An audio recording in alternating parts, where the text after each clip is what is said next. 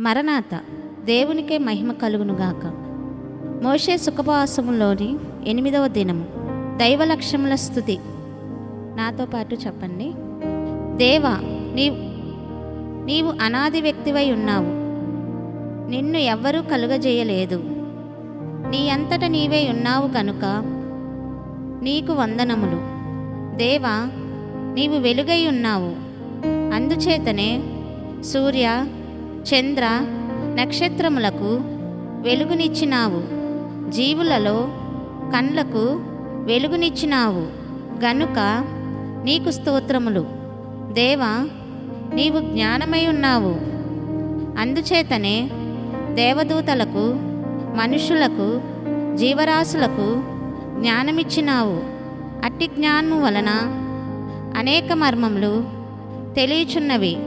మా జ్ఞానమునకు నీవు బయలుపడినావు గనుక నీకు స్తుతులు.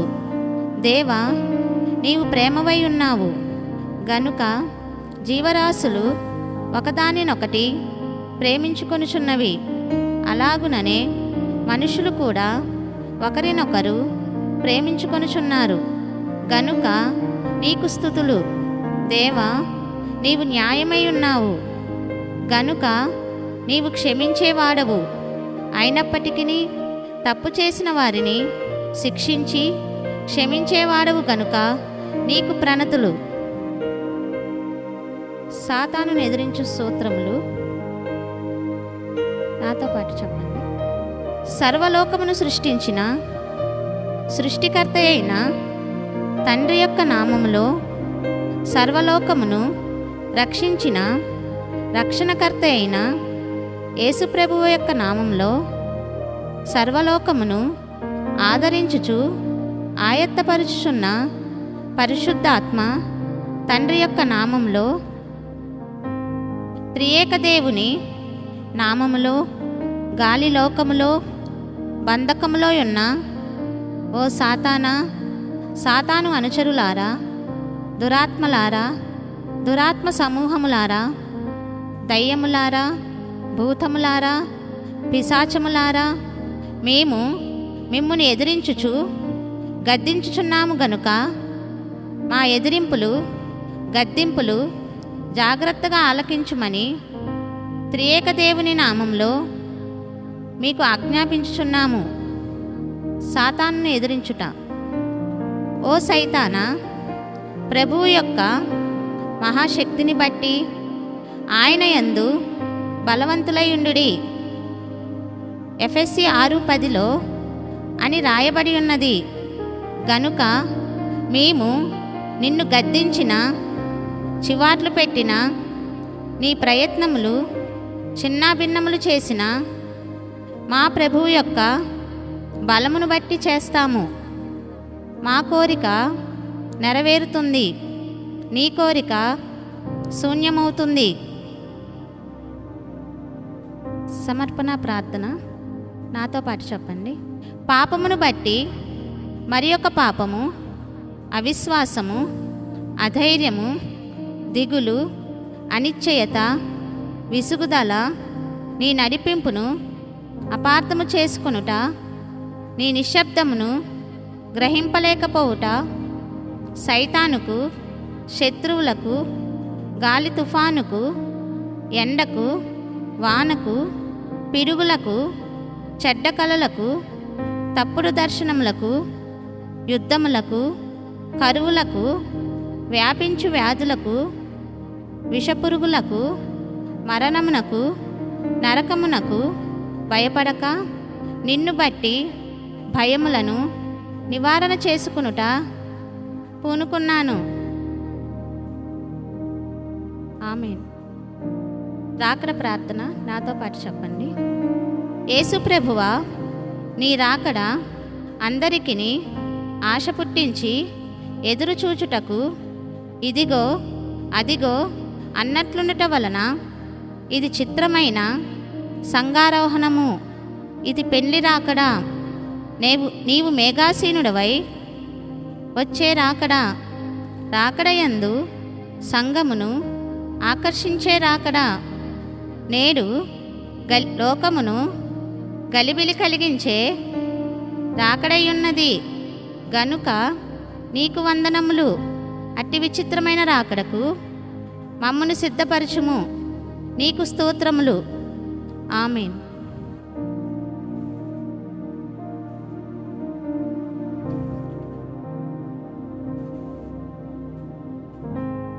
నిర్గమకాండము 8వ అధ్యాయము చదువుకుందామండి.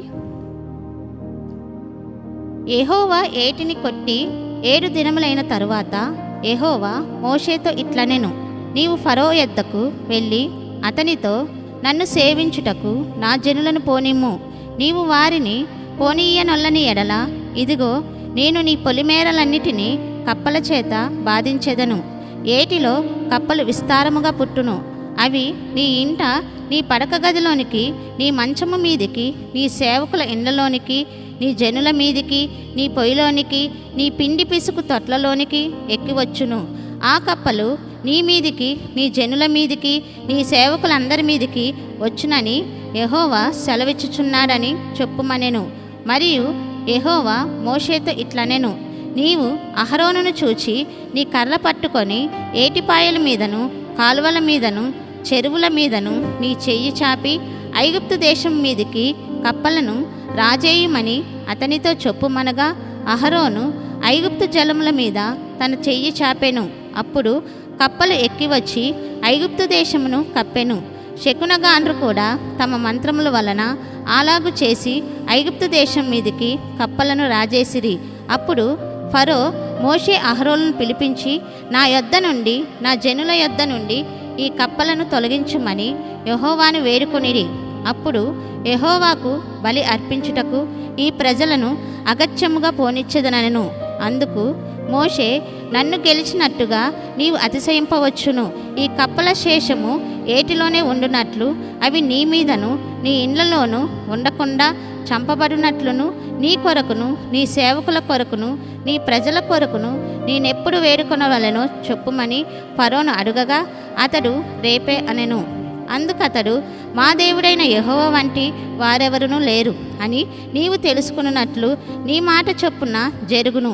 అనగా కప్పలు నీ యొద్ద నుండి, నీ ఇండ్లలో నుండి, నీ సేవకుల యొద్ద నుండి, నీ ప్రజల యొద్ద నుండి తొలగిపోవును. అవి ఏటిలోనే ఉండుననెను. మోషే అహరోనులను ఫరో యొద్ద నుండి బయలు వెళ్ళినప్పుడు యెహోవా ఫరో మీదికి రాజేసిన కప్పల విషయంలో మోషే అతని కొరకు మొరపెట్టగా యెహోవా మోషే మాట చొప్పున చేసెను. గనుక ఇండ్లలోనేమి, వెలుపలనేమి, పొలంలోనేమి కప్పలు ఉండకుండా చచ్చిపోయాను. జనులు వాటిని కుప్పలుగా వేసినప్పుడు భూమి కంపు కొట్టెను. ఫరో ఉపశమనమును కలుగుట చూచి యెహోవా సెలవిచ్చినట్లు తన హృదయమును కఠినపరుచుకొని వారి మాట వినకపోయెను. అందుకు యెహోవా మోషేతో, నీవు నీ కర్ర చాపి ఈ దేశపు ధూళిని కొట్టుము, అది ఐగుప్తు దేశమంతటను పేలగునని అహరోనుతో చెప్పమనగా వారు అట్లు చేసిరి. అహరోను తన కర్రను పట్టుకొని చెయ్యి చాపి ఆ దేశపు ధూళిని కొట్టినప్పుడు పేలు మనుషుల మీదను జంతువుల మీదను ఉండెను.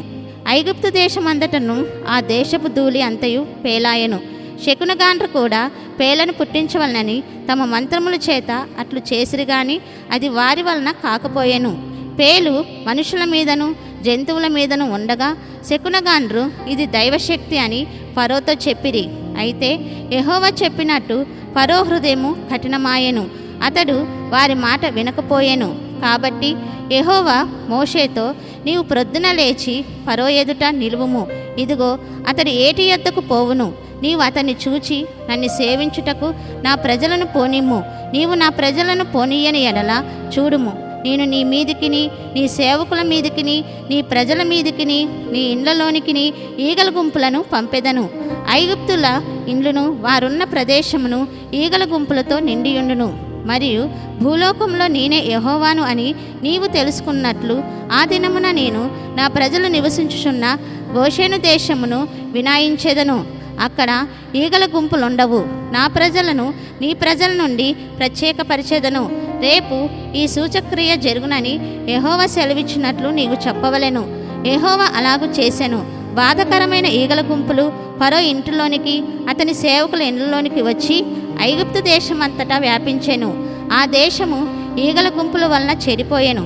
అప్పుడు ఫరో మోషే అహరోనును పిలిపించి, మీరు వెళ్ళి ఈ దేశంలో మీ దేవునికి బలి అర్పించుడని వారితో చెప్పగా, మోషే అట్లు చేయతగదు, మా దేవుడైన యెహోవాకు మేము అర్పించవలసిన బలి ఐగుప్తులకు హేయము.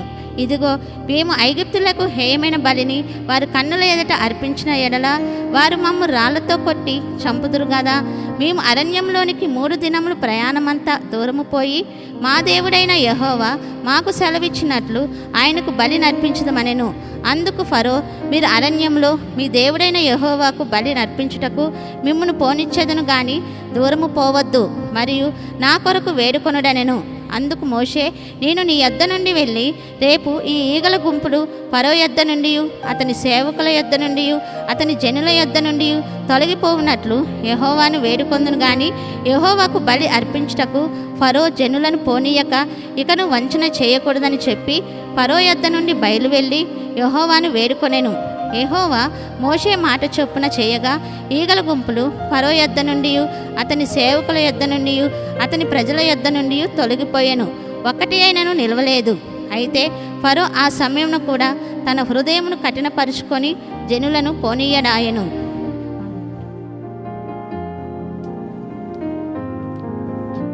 ప్రార్థన. తండ్రి, బైబిల్ మిషన్ బయలుపరుచుకున్న తండ్రి, నీకు వందనములు. నీవు బయలుపరుచుకున్నావు గనుకనే అన్ని విపత్తుల నుండి మమ్మలను సంరక్షించుచున్నావు. స్తోత్రములు. నీ సహవాసము మాతోనూ మాలోను ఉంచుటకు నీవు దిగి వచ్చినావు. నీ మిషన్ను దింపినావు కనుక నీ మిషను పిల్లలమైన మాకు నీ రూపము అద్దుటకు నీ వాక్య సందేశము అందించుమని యేసునామమున వందించుచున్నాము. ఆమేన్. నిర్గమ ముఖ్యోద్దేశము. దేవుడు తన ప్రజలను నడిపించుటకు పరలోకము నుండి దిగివచ్చెను. ఆ దిగివచ్చుట నేడు కూడా ఉన్నది. అనగా బైబిల్ మిషన్ నడిపించుటకు సన్నిధి కూటములలోనికి ఆయన దిగివస్తున్నారు. ఇశ్రాయేలీలకు బైబిల్ మిషన్ వారికి చాలా సంబంధం ఉన్నది. ఆదికాండంలో మనిషి పడిపోవుట, నిర్గమాకాండంలో ప్రభు దిగివచ్చి వారిని నడిపించుట ఉన్నది. అనగా పాప ఫలితములైన వ్యాధి, కరువు, అవమానము, మరణము, ఆఖరి శత్రువైన నరకము, వీటి నుండి విడిపించుట ఉన్నది. ఇందు దాసత్వము కనబడుచున్నది. తరువాత అరణ్యము అనే పాఠశాలలో వారికి విద్య నేర్పబడెను. ఈ పాఠశాలలో వారికి 10 ఆజ్ఞలనిచ్చి ఏర్పాటు ప్రజలు ఎట్లు తమ ప్రవర్తనను కాపాడుకొనవలెనో, పాలు తేనెలు ప్రవహించు దేశంలో ఎట్లు దేవునికి అనుకూలముగా నివసింపవలెనో ఆ తర్ఫీదును ఇచ్చెను. మోషే దర్శనము. మండుచున్న పొద అనగా ఇశ్రాయేలీలు, అగ్నిజ్వాల అనగా ఫరో వారిని పెట్టుచున్న శ్రమలు. అగ్నికి పొద కాలలేదు. అలాగే ఇశ్రాయేలీలు కూడా ఫరో యొక్క శ్రమలకు నాశనము కాలేదు. దేవుడు ఇశ్రాయేలీలకు 10 ఆజ్ఞలే కాకుండా అర్పణలు, యాజకులు, దేవుని గుడారము మొదలగు వాటిని అనుగ్రహించెను. ఇవన్నీ వారు దేవుని యొద్ద నుండి పొంది వారు ఎంతో గౌరవముతో ఆమేనని జవాబిచ్చుచుండిరి. వారు నడుచుట బహు కష్టము కనుక ఒక్కొక్కప్పుడు వారు మోషే అహరోనుల మీద, దేవుని మీద కూడా సనుగుకొనుచుండిరి. దేవాలయంలో సేవ చేయుట, ఆరాధన చేయుట నిర్గమాకాండంలో ప్రారంభమాయెను. ఆజ్ఞలు, అర్పణలు, గుడారంలో సేవ, ఇవన్నీ దేవునికిని విశ్వాసికిని ఉన్న సంబంధమును తెలియజేయును.